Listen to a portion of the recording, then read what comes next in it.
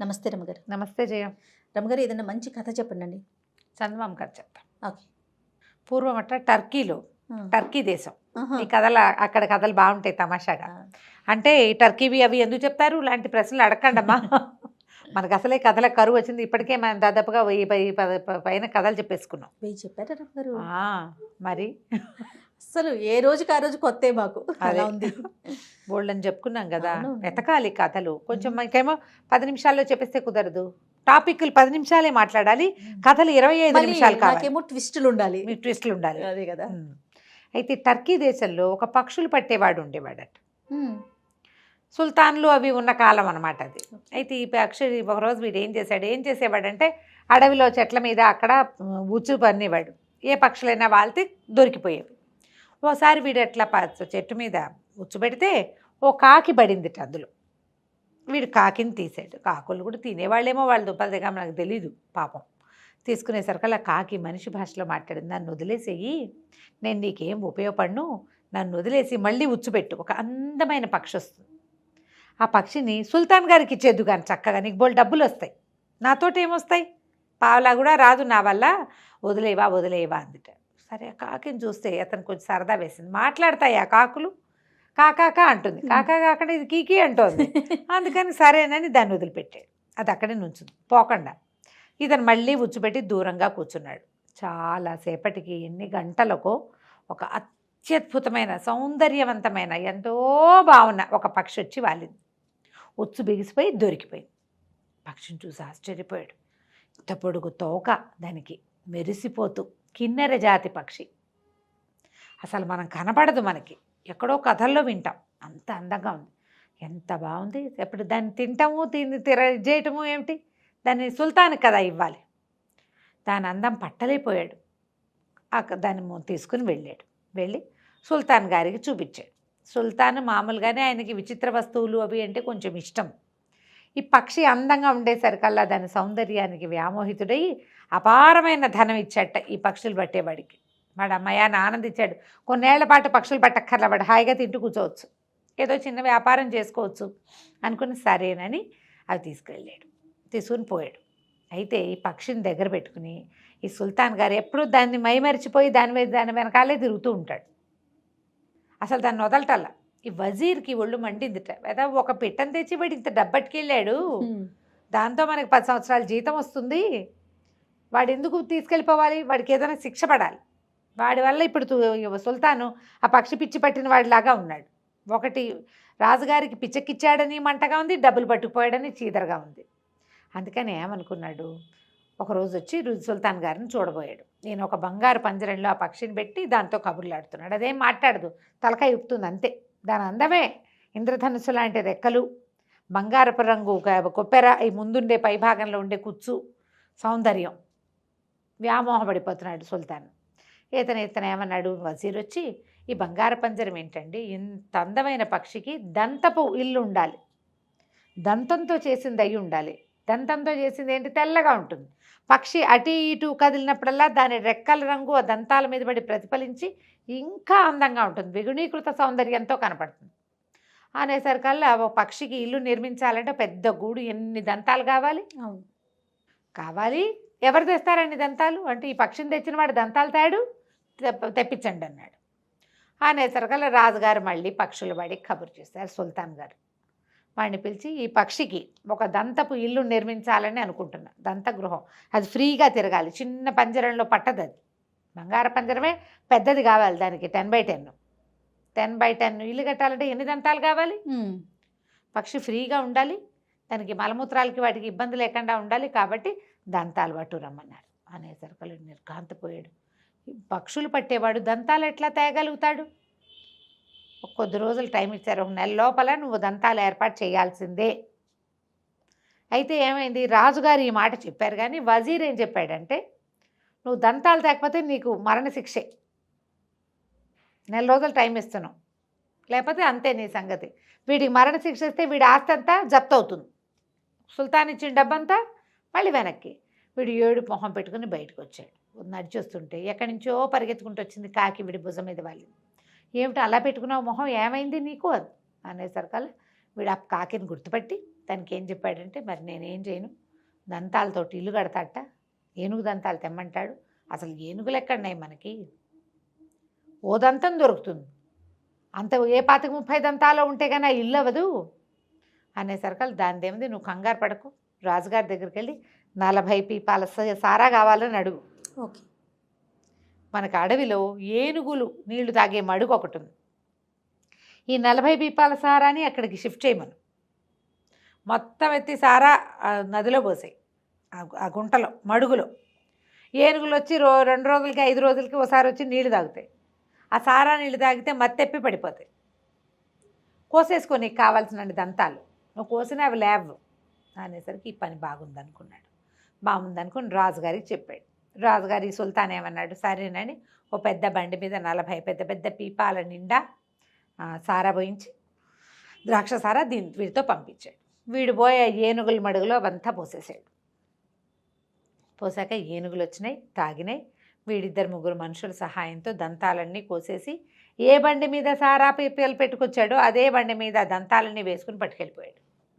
వజీర్ నిర్ఘాంతపడి, వీడికాడు పుడక, వీడు బలే తెచ్చేశాడే, ఎలాగైనా వీడిని మళ్ళీ ఇంకోసారి పట్టించాలనుకున్నాడు. ఆ దంతంతో చక్కగా అన్ని దంతాలు పెట్టి బ్రహ్మాండంగా గూడు లాంటి ఒక ఇల్లు కట్టారు. పక్షి అక్కడెక్కడెక్కడెక్కడే హాయిగా తిరుగుతూ ఉండేది. బాగుంది. కొన్ని రోజులు గడిచాక ఏమైంది, ఓ రోజు వజీర్ వచ్చి అన్నాడు, రాజా ఎంతసేపు సుల్తాన్ మీరు ఏమన్నారు, జహాపనా అంటాడనమాట, మీరు పక్షికేసే చూస్తున్నారు కానీ అదొట్టి బొమ్మలా కూర్చుంది ఏమిటండి, మాటామంతి లేకుండా. పక్షి అంటే పాటలు పాడద్దు, ఈ కిన్నెర జాతి పక్షులు మరీ పాటలు పాడాలి, ఇది పాడదు పెట్టదు, ఇది అందంగా పాడాలి కదండి అంటే, ఏమో దీనికి పాటలు రావండి అన్నాడు సుల్తాన్. అనేసరికి ఎందుకు రావు, ఈ పక్షి దొరికిందంటే ఖచ్చితంగా ఇది ఎవరిదో పెంపుడు పక్షి, పక్షుల వాడికి తెలుసు దీని పెంపుడు వాళ్ళు ఎవరో, వాళ్ళకి తెలుసు దీంతో పాడించడం ఎట్లా, వాళ్ళని బట్టూరమ్మనండి ఆనంగానే రాజుగారికి తట్టింది. ఇంత అందమైన పక్షి ఇంతకంటే అందంగా గొంతెత్తి పాడితే ఎంత బాగుంటుంది, పట్టరండి రా పక్షులు వాడిని అన్నారు. మళ్ళీ వాడిని మోసుకొచ్చారు. వాడన్నాడు, లబో దిబోమన్నాడు, నేను అడవిలో పెట్టానండి ఉచ్చు, అది వచ్చి అక్కడ పడింది, నాకు తెలీదు, దాన్ని అది పెంపకం పక్షి అని కూడా నాకు తెలీదు, అది కుయ్యమనలేదండి, ఊరికే అందంగా కళ్ళు మెటకరిస్తుంది, అటు ఇటు తిరుగుతుంది తప్ప నాకు కనపడలేదండి అంటే ఒప్పుకోలే రాజు. దీన్ని పాడించాలి, దీన్ని పెంపకందారులు ఎవరో చూసి పట్టరా వెతకబోయ్ అన్నాడు.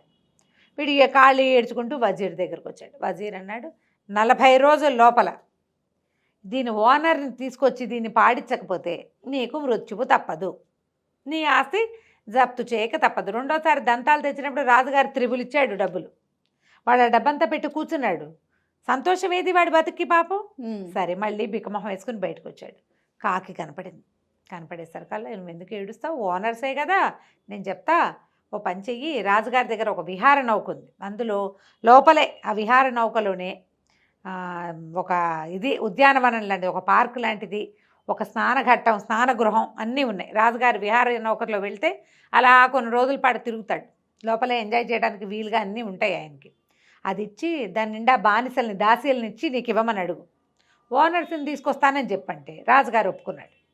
ఒప్పుకున్న పెద్ద విహార నౌక, ఆ విహార నౌక దాంట్లో 30-40 మంది దాసీలు, అది నడపడానికి సైనికులు అన్నీ పుచ్చుకుని బయలుదేరితే ఈ కాకి ఏం చెప్పిందంటే, దీంతో పాటు బయలుదేరు, అట్లా ముందుకెళ్ళు, లోపలికి బాగా సముద్రంలో ముందుకెళ్ళాక ఒక అందమైన ద్వీపం వస్తుంది. ఆ ద్వీపం దగ్గరికి వెళ్ళిపోక దగ్గర యువతలే ఆ పడవని ఆపుకో, దాని నిండా బోళ్ళంతమంది అందమైన దేవతా స్త్రీలు ఉంటారు. వాళ్ళంతా పడవని చూసి అదేమిటో చూడ్డానికి ఎక్కుతామంటారు, లోపలికి వస్తామంటారు. అందరినీ రానివద్దు, వాళ్ళల్లో ఒక ఆవిడ ఉంటుంది రాణి, ఆవిడ మాత్రం ఎక్కించు, ఆవిడ ఎక్కంగానే తీసుకొచ్చేసి, మిగిలిన వాళ్ళు మాత్రం రానివద్దు, ఎవరో ఒకళ్ళనే చూడనిస్తానని రాణినే చూడమన్నది. అక్కడి నుంచి వీడేం చేశాడు, పడవ వేసుకుని పోయాడు సముద్రంలోకి. వెళ్ళగా వెళ్ళగా వెళ్ళగా వెళ్ళగా ఒక అత్యద్భుతమైన సౌందర్యవంతంగా ఉన్న ద్వీపం కనపడింది. ఎవరో అందమైన ఆడవాళ్ళు తిరుగుతూ కనిపిస్తున్నారు, మగవాళ్ళు కూడా ఉన్నారు ఎవరో. సరే వీడేం చేశాడు, లంగరేసి యువతలే ఆపి పెట్టుకున్నాడు. ఈ విహార నౌక బయట నుంచి చూస్తే ఒక సినిమాటిక్గా పక్షి రెక్కలలా అరుస్తున్నట్టు అట్లా బ్యూటిఫుల్గా కనపడుతుంది. దాని నిండా జెండాలు, పెద్ద హంస ఈదుతున్నట్టుగా కనపడుతుంది. వాళ్ళంతా చూసి కిరకిలాడుతూ అందరూ సముద్రంలోకి వచ్చేసారు. ఇతనేమో వాళ్ళందరినీ రాని వాళ్ళ ఒక్కళ్ళనేనని అందరిలోకి తలమానికంగా ఉన్న రాణిని మాత్రం ఎక్కించుకున్నాడు సుల్తానాని. ఎక్కించుకుని ఆవిడ లోపల రాగానే వెంటనే దాసీలంతా వెళ్ళిపోయి ఆవిడకి స్వాగతం చెప్పారు. ఎన్ని రకాల పదార్థాలు రుచి చూపించారు. లోపలికి తీసుకెళ్లారు. కిందంతా తోట, సముద్రంలో ఒక చోట తోట ఉంటుందని ఎట్లా ఊహిస్తారు? ఆ తోటంతా చూస్తూ మైమరిచిపోయింది ఆవిడ. అక్కడి నుంచి మీరు అలసిపోయారు రండని ఘట్టంలోకి తీసుకెళ్ళి స్నానం చేయించడం మొదలుపెట్టారు. వాళ్ళకి తెలియదు అది. ఈ స్నానశాలలో బోళ్ళంతసేపు ఇవిడికి నలుగు పెట్టి రకరకాల నూనెలు రాసి మెరుగులు పెట్టి స్నానం అయ్యే లోపల కదిలించండి రా పడవ అని పడవ కదిలించుకొచ్చేసారు. స్నానం పానం అన్నీ బయటకు వచ్చేసరికి ఆవిడ పైకి చూసేసరికి ఏముంది, సముద్రానికి ద్వీపం కనిపించట్లే, ఎక్కడో ఉంది. భయపడిపోయింది ఆవిడ. ఏడ్చేయటం మొదలుపెట్టింది. అప్పుడు ఈ కుర్రాడు ఏం చేశాడు, పక్షులు వాడు, మీరేం భయపడకండి, ఒక ముఖ్యమైన పని మీద మిమ్మల్ని తీసుకెళ్తున్నాను, నా పని అయిపోగానే మళ్ళీ తీసుకొచ్చి మీ ఇంటి దగ్గర దిగబెట్టేస్తా, హాయిగా విశ్రాంతి తీసుకోండి, వీళ్ళంతా ఉన్నారు మంచిగా గానా బజానా చేస్తారు, చక్కగా తోటలో తిరగండి, హాయిగా తినండి, స్నానం చేయండి, రెస్ట్ తీసుకోండి అని బతిలాడుకున్నాడు. సరే 3 రోజులు ప్రయాణం చేశారు. 4 రోజులు మొత్తానికి మళ్ళీ ఊర్లోకి వచ్చారు. టర్కీ దేశానికి వచ్చారు. ఈవిని దింపేసరికల్లా జనాలంతా ఆవిడ సౌందర్యానికి ముగ్ధులైపోయారు. అక్కడి నుంచి రాజసభలోకి తీసుకెళ్తే రాజుగారు ఉన్న దగ్గరే ఆ పక్షి ఉండేటువంటి గూడు. ఈవిడిట లోపలికి వచ్చింది. ఆ పక్షి కూ అని కూయటం మొదలుపెట్టింది. ఎంత అందంగా పాడుతోందో. రాజు మైమరిచిపోయాడు దాని పాటకి. ఈ ఎదురుగుండా వచ్చిన ఆవిడ సౌందర్యానికి అయితే కుదేలైపోయాడు. ఆవిడ దాని దగ్గర కూర్చోబెట్టుకున్నాడు. ఆ పక్షి తెగ పాడింది. ఈవిడిని ఆవిడకి రాజోపచారాలన్నీ చేయించాడు. నాతో ఉండిపోమని అడిగాడు. ఆవిడ ఒప్పుకుంది. ఆవిడే ఉండిపోయింది ఇక్కడే ఈయనతోటి. సుల్తానా, ఆయన సుల్తాన్, ఈవిడ సుల్తానా. ఆ పక్షి నిరంతరము పాడుతూ ఆవిడకి ఆనందం కలిగించేది. ఆవిడ స్నానాలు చేస్తూ పానాలు చేస్తూ పళ్ళు గిళ్ళు తింటూ హ్యాపీగా ఈయనతోటి గడిపింది కొంతకాలం. కొన్నాళ్ళు అయ్యాక ఆవిడకి ఏదో జబ్బు చేసింది సుల్తానాకి. ఇక ఎన్ని వైద్యాలు చేసినా కుదరలా, ఏం చేసినా అవ్వలేదు. అవపోయేసరికల్లా సరే వాళ్ళేమన్నారు, వజీర్కి ఏం చేయాలో తెలియటల్లా. దాన్ని పంపిస్తే పక్షి కోసం చూస్తే దంతపు గ్రహం వచ్చింది, దానికోసం చూస్తే ఈవిడొచ్చింది. రాజుగారి మైమరిచిపోయాడు. ఈ కుర్రాన్ని ముంచెత్తేసాడు డబ్బులో. ఈవిడేమో రాజుగారిని ఇంకా కొంచెం మైమరిపించేలాగా చేసేసింది. ఇప్పుడు జబ్బు. అక్కడి నుంచి వాళ్ళు ఏమన్నారు, ఈ కుర్రాన్ని మళ్ళీ పిలిచారు. పిలిచేసరికల్లా ఈవిడికి వైద్యం చేయించాలంటే ఏం చేయాలి? అప్పుడు కాకింది, నువ్వు భయపడద్దు, ఈవిడికి ఒక ఔషధి కావాలి. వీళ్ళు ఏంటంటే అక్కడ ఉండే దేవతా స్త్రీలు వాళ్ళు ప్రతి నెల ఒక ఆహారం ప్రత్యేకంగా తీసుకుంటారు, ఒక ఔషధం తీసుకుంటారు, దానివల్ల ఆరోగ్యంగా ఉంటారు. ఇక్కడ అది లభించలేదు. 6 నెలలు అయ్యేసరికల్లా ఆవిడకి జబ్బు చేసేసింది. పద మళ్ళీ ఈసారి విహార నౌక తీసుకో మళ్ళీ అని చెప్పి మళ్ళీ విహార నౌక తీసుకుని ఆవిడ ఇంటికి బయలుదేరి వెళ్ళాడు. ఆవిడ రాను ఇక్కడే ఉంటానంది. ఈయనతో ఉండటానికి ఇష్టపడింది ఆవిడ. విహార నౌక తీసుకెళ్తే అంతకుముందు ఇంతమంది స్త్రీలంతా పరిగెత్తుకుంటూ వచ్చారు. ఇప్పుడు ఒక్కడు రాల, ఎవరు రాల. ఈయనే దిగెళ్ళాడు. అబ్బాయి ఏం చేస్తాడు మరి? అంతకుముందు సముద్రంలో ఆపుకుంటే ఇంతమంది వచ్చారు, 100 మంది, ఒక్కళ్ళు రాలేదు. దూరంగా ఎవరెవరో కనపడుతున్నారు కానీ ఎవరు వీడికేసి చూడటం.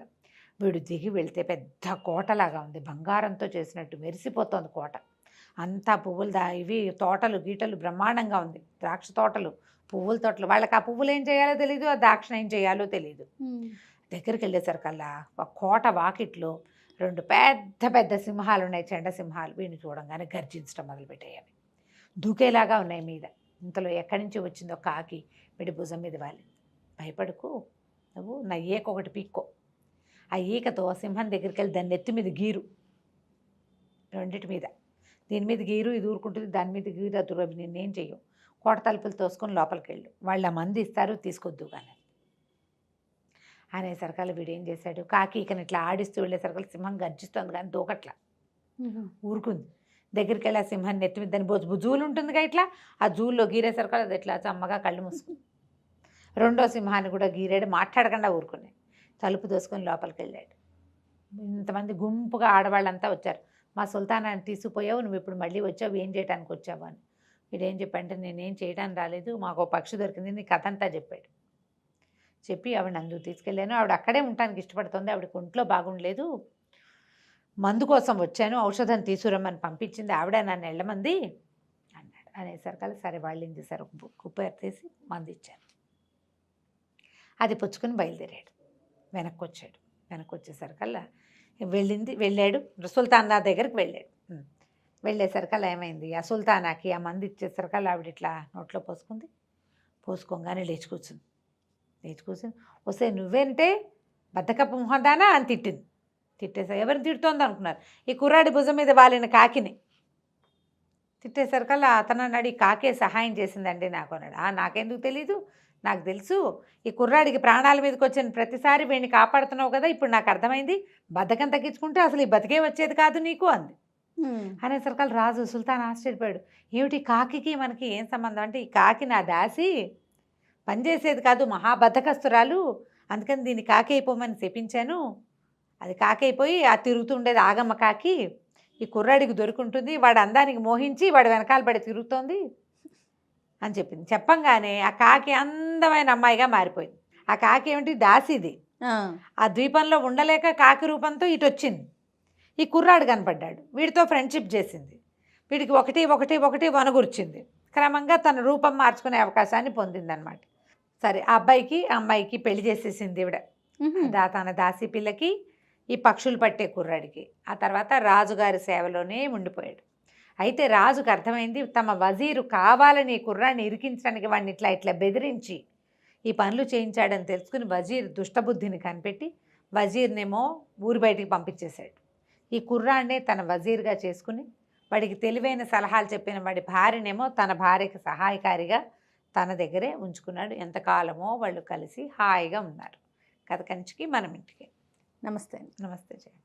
సుమన్ టీవీలో మీ పర్సనల్ అండ్ బిజినెస్ ప్రమోషన్స్ కోసం కింది నెంబర్కి కాంటాక్ట్ చేయండి.